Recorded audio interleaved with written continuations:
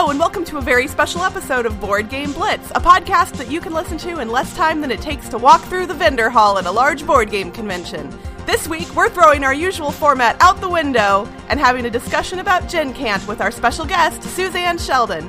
And now, here are your hosts, Ambie, Cassadi, and me, Crystal. So, hi Suzanne. Thank you for joining us and welcome to the podcast. Hello, everyone. Thank you so much for having me on. So, for those of you who do not know who Suzanne is, Suzanne, do you want to kind of introduce yourself a little bit and explain? I know you do a lot of things with board game media, but maybe you can tell our listeners a little bit about where your circles run. Yeah, thank you so much. My name is Suzanne Sheldon, and a lot of people tend to know me from, I do content for the Dice Tower, which is one of the, bigger board game media outlets. And so I contribute segments to their YouTube shows, Board Game Breakfast and Board Game Blender. On Board Game Breakfast, it's their weekly show, and I talk about Kickstarter games every week. I look at crowdfunding and Indiegogo and Kickstarter and I try to highlight projects that I think are interesting and compelling for people. And then I also do a segment on board game apps on iOS and Android devices as well there. And then sometimes people occasionally know me from Twitter, which is a social media channel I'm very, very active in. I kind of always apologize to people who follow me. Sometimes they'll say, I follow you on Twitter. And I'll say, oh, I'm really sorry. Because I tend to tweet a lot there. But that's where people tend to find me. That's awesome. So our episode today is about GenCant, which all of us are familiar with, but some of our listeners might not know. Obviously, I think most of our listeners have heard of GenCon. It's the largest gaming convention in North America, and it actually starts today as of the date of the release of this recording, which August 4th. So since GenCon starts today, that means GenCant officially starts today as well. And we're very excited to be participants in GenCant since we are not at GenCon. Yay! And GenCant is so happy to have you. So, Suzanne, when did GenCant begin and why? Well, this is going to be GenCant's third year, and it's kind of weird to even say that because 3 years ago when GenCant started, it really did begin on Twitter with people just like the four of us on this podcast kind of bemoaning not being at Gen Con, right? Because if you're on social media in the board gaming world at all of a sudden Gen Con starts and all you see are photos of the hall and people talking about all the games they get to play and publishers making announcements, and it's very exciting and it's very... it's a little bittersweet for people who aren't there. And online, we just started talking about that, and somebody jokingly said we should have GenCant for people who can't go. And it just happens to be, I guess, within my skill set to randomly jump on things and run with them. And so I was like, let's do it. And a couple of publishers caught wind of it and jumped in and said, hey, if you do something, we'll donate some prizes. And in pretty quick order, it kind of took off very organically, and the community really rallied around it. I think it was just something that connected. I think most of the board gaming community felt like a little bit of that. Oh, I wish I could be there. Oh, wait, we could do something fun instead and kind of make fun of it. Let's do that. And so that's really how it started 3 years ago. And we're trying to grow it and make it into something a little more organized. But that first year was incredible, energetic, and chaotic. That's awesome. Suzanne, how do you feel GenCant has changed since inception? I love this question so much because I feel like in some ways it's changed a lot, and I feel like in other ways it hasn't changed at all. But I think the changes are, at least to me, they're important. And since I'm the one organizing it, I guess they matter. GenCant has always been, and I feel like it should always be, about the board gaming community, and it really should be community-based and really focused around the people, the hobbyists in board gaming. But I do feel perhaps a subtle evolution of it is the first year GenCant started, it was very much sardonic in nature. It was very much like, oh, kind of making fun of the experience. And I love that humor, and I don't want to lose that. And that's definitely, like, I still want to see tons of pictures of people talking about, like, here's the line for coffee at GenCant, and showing a picture of their coffee pot. Like, I love that stuff so much. It cracks me up every time. In fact, the first year we had, like, this photo contest, and somebody tweeted a photo of the line to get into one of the big exhibits at GenCant, and they had lined up, like, little Lego minifigs to, like, a little doorway. It was so cute. And I never want to lose that. But I've definitely tried to gear or subtly shift the language that we use much more around maybe a more positive bent, a more positive spin, and more of a celebration of gaming in that time period, as opposed to being totally focused around kind of bemoaning not being at the big event. Just because I like to be positive mostly, and I think that it's a healthier approach. I think it still also leaves room for all the humor and sarcasm that the board gaming community inherently has. Absolutely. And then it's growing. Like, I think the first year it was what we could throw together. It literally started in the middle of Gen Con. So the fact we managed to pull anything together in that first year was wild. Last year we had a little more time to organize, and I mean, we literally gave away, like, I think close to 200 prizes. It was phenomenal. And then this year, we're expanding our base. We have publishers or companies like MeepleSource or Gigamic working more closely with us to sponsor specific, like, little contests and giveaways, which I think is a nice evolution. And then for next year, I'm actually already working with publishers to talk about things like retail support and also GenCant promos. So, oh wow, that's Wow. really cool. I'm kind of excited. And I gotta say, the publishers get it.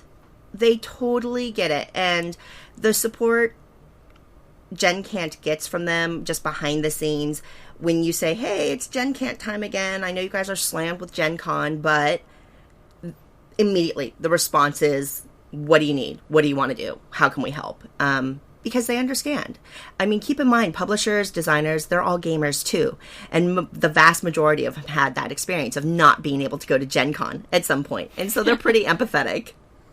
Yeah, I mean, Gen Con might be 60,000 people strong, but there's a whole lot more gamers that aren't going. So I imagine that's a great opportunity for publishers to be able to reach an even wider base of people. Absolutely. I think it gives them a channel, a way to kind of to be more inclusive of the broader gaming group than just focused on marketing Gen Con itself. So I think it's mutually beneficial for sure. Last year, I definitely submitted a picture of all the pop vinyls that, like, surrounded my cubicle at work and said, oh man, the crowds at Gen Con are crazy. Like, I that sounds really familiar to me. I love, like, that is totally what it's about. It's like the good humor, and it's so awesome. I love that. Ooh, we should partner with Pop, man. Those Pop vinyls are awesome. I love them. Wow. Actually, there are characters from board games that would probably make really good Pop vinyls. And the people who are buying board games are the people who are buying Pop vinyls. That's the crossover between those two circles has to be, like, pretty deep, I would imagine. Yeah, I need a K-List King Pop vinyl so much in my life. That would be... I want a little chubby sheriff of Nottingham. Like, oh, that would be so good.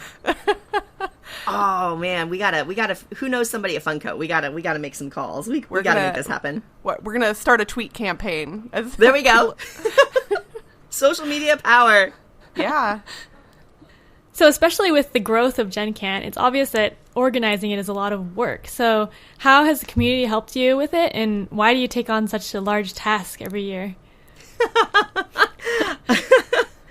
Oh my goodness. I actually take Gen Con off of work now as vacation from my real job so that I can do everything for GenCant. It's kind of funny how it actually takes a fair amount of time. Well, just like I said earlier, that GenCant has always been and will always be about community. The great thing is the community really rallies around it and is so supportive.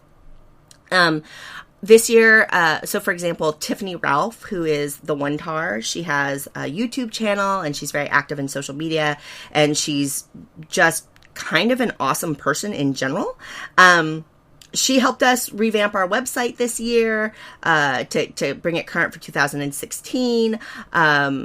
There's a woman on Twitter named, her Twitter handle is Solar Power Spork. She, Adrian, she's helping behind the scenes, working with retailers and doing some of our graphic design. I mean, really just people come out of the woodwork and volunteer to help. And what's so great about the board gaming community, just like before we started recording, we were kind of sharing our work histories and what we all do for jobs in real life. And the board gaming community just has such a diverse set of people in it that people pop out of the woodwork with like, hey, this is something I actually know how to do. How can I use it to help you?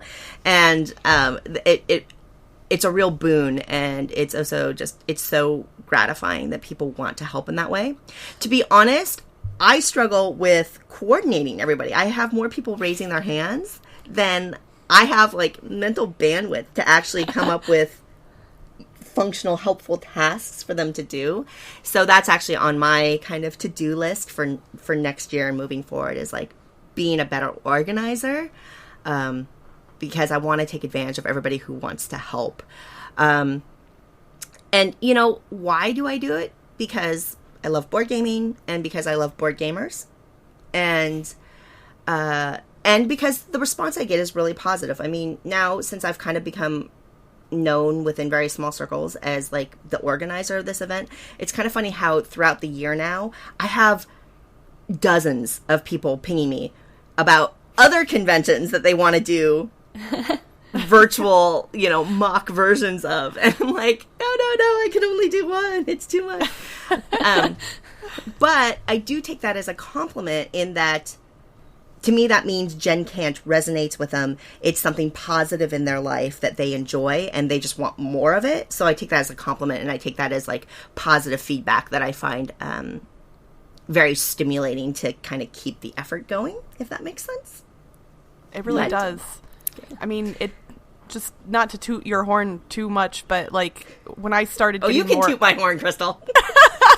When I started getting more active in like the online board game community and started watching reviews on the Dice Tower and other YouTube channels and other podcasts, like I've seen you pop up in a whole bunch of different places, and you are always doing such a good job of advocating for the community as a whole, and you really do add a lot of positivity to the community. And I think that for whatever reason, some haters don't like that, which is ridiculous.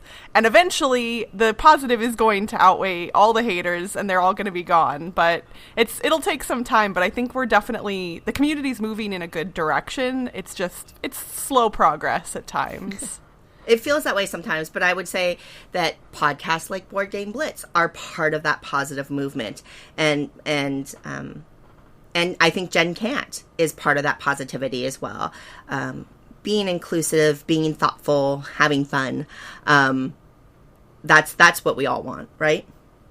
I definitely want to give a shout out to a recent episode of the Ludology podcast that you were on, talking about women in gaming. You and Jeff Engelstein's daughter, who now, of course, I'm forgetting her first name, Sydney, were absolutely spectacular on that. So to our listeners, if you are interested in learning or hearing a little bit more about inclusiveness in gaming, look up the Ludology podcast and look up that episode. It wasn't that long ago, and it is a really good listen. Yeah, thank you for saying that. To be honest, it's kind of funny because every once in a while in board gaming media, there will be an quote-unquote incident. And for all those listeners at home, I just made air quotes with my fingers, so, you know, it's important that you recognize that. And around representation or diversity or inclusion in gaming.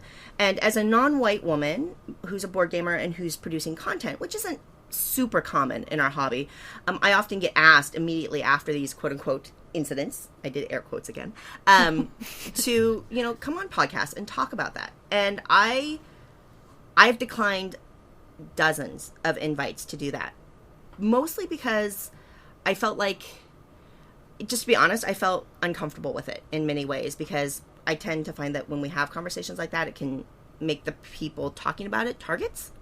But on Ludology, Mike Fitzgerald, Jeff Engelstein, and Sydney Engelstein are all people I know fairly well, and they are phenomenal, fabulous people, and they made a totally safe space, a totally fun space, and a very welcoming and open discussion space. And so I hope people listen to it, and I hope that they take something away from it. And I hope women and people of color out there that are gamers also understand that I wasn't trying to represent us as a monolith. You know, and I wasn't speaking as like all women in gaming are the same, because that is not my message.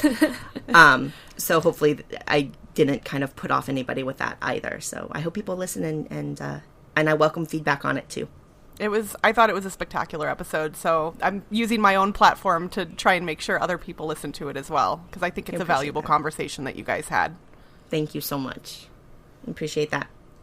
And hey, GenCant is inclusive. In fact, one of the things for GenCant that I really want to do is increase local store events over time. And so we have a little page on our website where retailers or just everyday gamers that happen to have an open meetup for GenCant can send that event information to me, and I'll totally post it on the website so other gamers can find local events during the time. And I hope to see more of that, and I've got some plans on how to like foster that moving forward. But one of my requirements for an event to be listed as a GenCant event is that it's open to the public. It's free, right? Because I want it to be accessible. So it's open to the public, free, and that there are policies in place to that support safe gaming spaces for everyone. And thankfully, the response to that has been super positive. So just like Board Game Blitz is trying to make a positive impact, so is GenCant. That's awesome. And that's kind of why we wanted to do this episode in the first place, is to, highlight something so good in our community. Well, woohoo! I'm excited. But now I'm like, oh my gosh, there's so much work left to do. Yes, to our listeners, we are recording this podcast on July 24th. So, Suzanne, I imagine you're kind of heading into high velocity mode as far as prep is concerned. But luckily, it all went wonderfully, and everything was perfectly organized and smooth as butter as of the date of this release, and it's all wonderful now. Exactly. The GenCant kickoff has just been spectacular. The fireworks and the bands and the dancing bear was so good. Yeah. Could you believe Justin Bieber totally did that cameo? It's amazing. I really have no idea why Justin Bieber was the name that just came out of my mouth. I'm so embarrassed. I'm trying to think. What's the actor from Lost who was on Dice Tower? I know he plays a lot of modern board games. Oh, Jorge Garcia? Yeah, I feel like Jorge Garcia would definitely pull up and make a cameo. Like, he would be there for sure. I think that's GenCant 2017. That'll have to go on my to-do list to try to convince Jorge to help us out. I mean, I know Tom has talked to him, so just you use your connection with Tom and have Tom talk to him. And honestly, I bet he would do it. You could have him do a little commercial for GenCant. Ooh. So what are your hopes for the future of GenCant? Well, I have my own hopes, but I actually would really love to hear other people's hopes too. So I'd be interested in hearing you ladies and what you kind of think about it.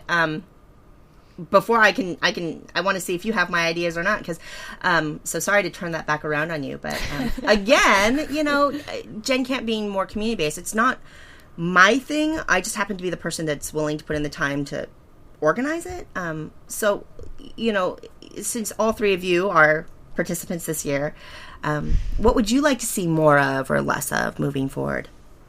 So I think, like you were saying, with getting local game stores participating and stuff, I would like to see more of that.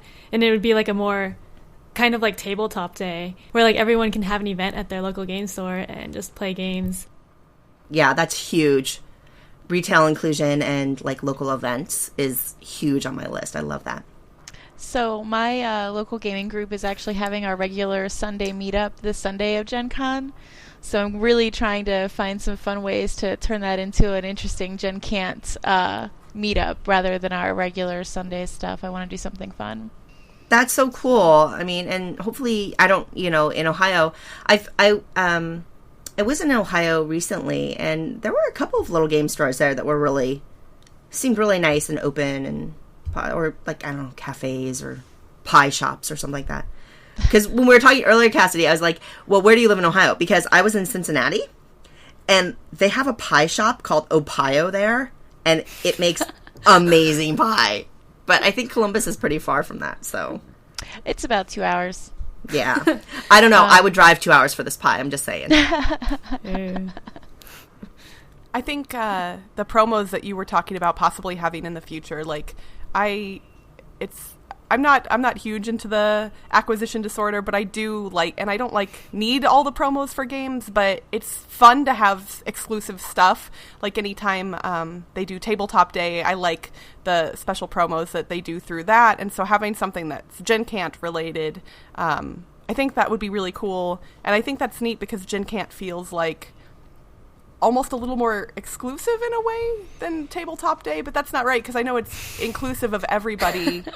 But like Tabletop Day has kind of gotten like really huge, like faster than I expected it would. So maybe the GenCant promos would almost feel a little bit more special in future years. I don't know, and I think it's really good that game stores and individual people can host their own GenCant events, but maybe more not specifically dictated, but like loose support as to like activities or things that you could do at a GenCant event. Because while we all love to game and we're going to do that anyway, making the day a little bit more special or having something special going on to differentiate it from a normal game day, I think would be really cool. Well, that sounds good to me, Crystal. So why don't you talk to me later about what we can do for that? I think we should definitely have a talk. Yeah, I love that, and I welcome that. I think all three of you brought up really great points. I think local event support is huge on my want list. This year we tried to pull together some we actually were trying to work with some publishers to see if we could get like coordinated board game tournaments for local stores and stuff like that put together. It's actually fairly complex to do that, and it just was beyond my capabilities at the time. But I think that's something that we still want to look at for next year and moving forward. I reached out a little bit to try to get some tournament, like online game tournaments with like Tabletopia or Board Game Arena or these online sites or Star Realms, things that people could play, even though they're not, co-located geographically, that they could still participate in kind of an organized event, to what you were saying, Crystal. But one of my skill sets is not game tournament organization. I have no idea how to pull those together, let alone pull them together globally on, digital sites and things like that. So if anybody has that skill set, I'd love to hear from them. But things like that, I think would kind of start to get to what you're talking about, Crystal, as far as making it unique or something just a little bit bigger than like a game day, something more GenCant than just, Sunday games. But local support where people can actually get around the table and celebrate together and play games together and have fun, that's absolutely huge on my list for sure. So I'm looking forward to that. And if there's anybody listening that wants to that has an event coming up in the next day or two that they want to, it's open to the public that they didn't get up on the website, they should still email me, Suzanne@GenCant.com, and I will happily expedite that to get it on the website and tweet it out so people can maybe get a few more bodies there.